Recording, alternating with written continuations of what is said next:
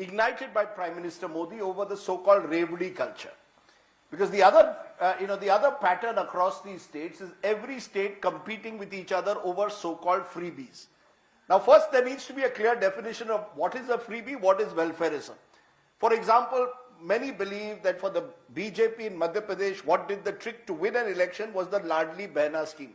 Simple, 1,250 rupees by a DBT put in the accounts of all women below the poverty line. There were more than 1.10 crore women, and many believe that was the game changer. Now, that's going to lead to every government saying, okay, you put, that happened in Madhya Pradesh.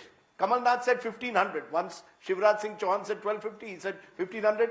Chauhan then doubled it, I'll give you 3,000. And that seems to be the pattern. Now, are these cash transfers the way forward in your view? Are they empowering? You do seem to suggest that at some level they do empower a woman in a household if she gets 1,250 rupees. Do you believe that? That's democracy. Politicians want to win elections. Raghuram Rajan and Rohit Lamba want to solve and want to look at India's economic future. The politician is looking, how do I win the next election? There's a mismatch.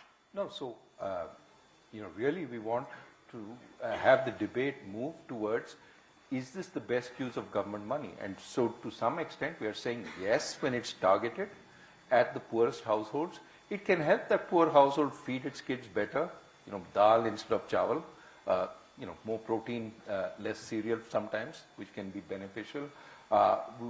Send them to, local school, which is non-government because the government teacher doesn't show up. That gives the school some competition, but gives the household some choice. So those are all positive effects that can build, that can allow poor households to invest in their people. The problem comes when this becomes much more untargeted and becomes a competition for who can give more, at which point you start bankrupting the government, right? So one example of what we think is a no-go area is converting the new pension scheme to the old pension scheme, which we think is a movement to transfer enormous amounts, which will surely make it very difficult to conduct development spending in a government. But the Congress believes it won Himachal Pradesh on the old pension scheme. No, so suddenly the Congress was even saying we'll legislate to bring back the old pension scheme. I think that therefore those kinds of schemes are poorly targeted because they're targeted at a sector which is already doing reasonably well. You just said everybody wants to become a government official. Well, if they want to become a government official, even with the old pension scheme, it means, even with the new pension scheme, it means they're pretty happy with the kind of job security they're getting. Why go back to the old pension scheme and bankrupt the government down the line? So that's an example where we disagree with the kind of the thing because it's very poorly targeted. But where it is well targeted, some is okay. But you have to be careful because you don't want to extend it to a point where everybody thinks that's the way forward and you're under-investing in schools, under-investing in healthcare, under-investing in nutrition, all those good things that we talk about. There's a very simple principle here that works is that your transfer, Rajdeep, is a Revdi and my transfer is Jan Kalyan. So I think this is a problem. I think for economists, you're exactly right. There is a mismatch. And I think the mismatch comes through institutional checks and balances, right? So, and a very important role in this has to be played by intellectuals, the media, and so on, and continuously informing the public. Because it's and I was watching your coverage and the coverage of a lot of other people who were going to the ground and talking to people, and it's not as if the people don't understand. I saw lots of young people saying that how long can we do this? That there's a fiscal arithmetic that you'll run up against. It's not as if but I think people need to be much more informed. I think the unfortunate thing is, I do think that as people, as all of us whose job is to inform people, we are failing at some level because I think we are becoming prisoners of set instruments. And those set instruments, as you're rightly pointing out, have broadly come down to two. Dividing the pie of government jobs further and further into reservations and asking for or pushing more and more sort of welfareism. And I think it's a real failure of imagination and also of communication that we are not able to expand the conversation beyond these two instruments. At this point, if we want to reach Amrit Kal, the youth should be demanding private sector jobs and demanding more, And this is the dialogue change that we want. You're saying the dialogue is not here. We're saying yes. Therefore, we need to offer an alternative that people start talking about. Look, when we talk about freebies, I remember as governor, the problem I had was that state after state was declaring a total farm loan waiver. And I said, where is your money? They used to come, before the election, they promised the farm loan waiver. After the election, they'd come to me and say, sir, kaise karenge? And they used to say, please give us, give us forbearance. Don't call this an NPA, this, that, etc. Now, that is a problem where you don't look at what your budget can take. And state after state is getting into the problem. I think we also need to have independent institutions which rank all these promises.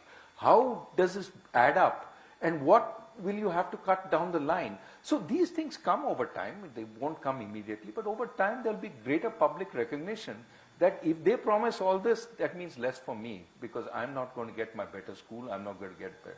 Which brings me to the contentious question. Do politicians listen to good advice? Over time. Over time. You know, remember Keynes' famous statement that, all... Particularly from economists, sorry, yeah, but go ahead. Yeah, but Keynes' famous statement, all political action, they're slaves of some academic scribbler long ago. I think what happens is when you put the ideas out into the public domain, they get debated. Eventually some politician says, this is my good idea, and I will go and implement it. So you need them to take ownership. You need them to transform it a little bit so it becomes their ownership, their idea. And then it gets implemented. I think it's a point, the point is to put the ideas out for debate. And that's to some extent what we're trying to do with this book. I think there's a little bit of, I would argue, political entrepreneurship lacking. You know, like if you read this fantastic biography of Den Xiaoping by Ezra Vogel, I think, I forget the last name. What comes out really is that Den Xiaoping decided at some point that he needed to open up. But what was he a great political entrepreneur at was that at every step as he opened up the economy, he said, we are fulfilling Mao's dream. We are fulfilling Mao's dream. And he was dismantling every aspect of... And you know what comes out also, very well in Vinay Sitapathi's brilliant biography of Narasimha Rao is how Narasimha Rao kind of also did this using Manmohan Singh as the, and he took advice from a set of serious economists and says, no, we are fulfilling Nehruvian vision of socialism in India, but he dismantled over a period of 3 years some very important laws that helped liberalize Indian economy. I think that requires a certain kind of political entrepreneurship to do what is supposed to be done, but take everyone along while doing it. That's a huge challenge because, Indian politicians will often talk the good talk. Particularly in gatherings like this, they'll talk about, need for more governance, less government. When they go back, and particularly at election time, it just reverses. They talk about more government and less governance. I just therefore wonder whether you're going to need more political entrepreneurs. You've had a few. I mean, Chandrababu Naidu is one person who stands out for me. He saw the future. Go to Hyderabad today. You get a sense that compared to other cities, it's been a step, ahead of the curve. I just wonder you'll need many more such entrepreneurs who are willing to evangelize, take risks. Prime Minister Modi does take risks. I mean, and he has a huge majority government. I just wonder whether that makes him more suited to carrying forward the kind of dialogue or less suited because a majority government can also rapidly turn, according to critics, into an authoritarian government. Well, I mean, I think that's the downside risk. The upside risk is he has the majority to implement a lot of what we talk about in the book. So, I mean, look, I think everybody wants the best for India. If there is a will to do it, wherever that will comes from, that's great.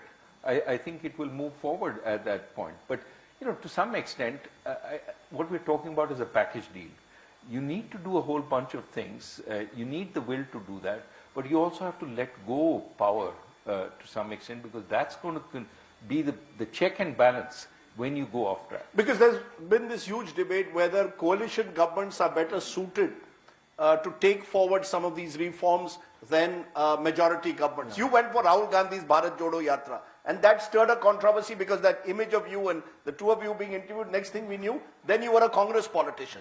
No, I've been a Congress politician for long, according to to at least. So is that part of the, that engaging even with politicians today, or sort of trying to sort of trigger a dialogue with them, leads you to being labeled one side or the other in a polarized society as we've become? Well, is it possible to have the kind of dialogue that you want in this book and really break the mold? I think I've been open to dialogue with all. Few people remember that I advised Yashwant Sinha when he was part of the NDA, he was the NDA finance minister, and he even thanks me in his book.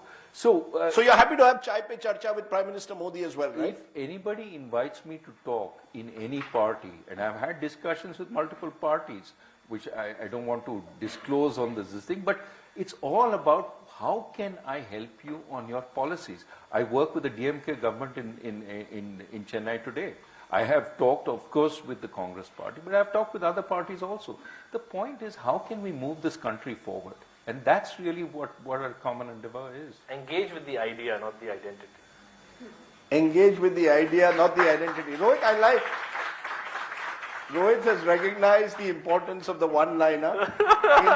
In the era of sound bites and in the era of social media, often misinterpreting what you say and do.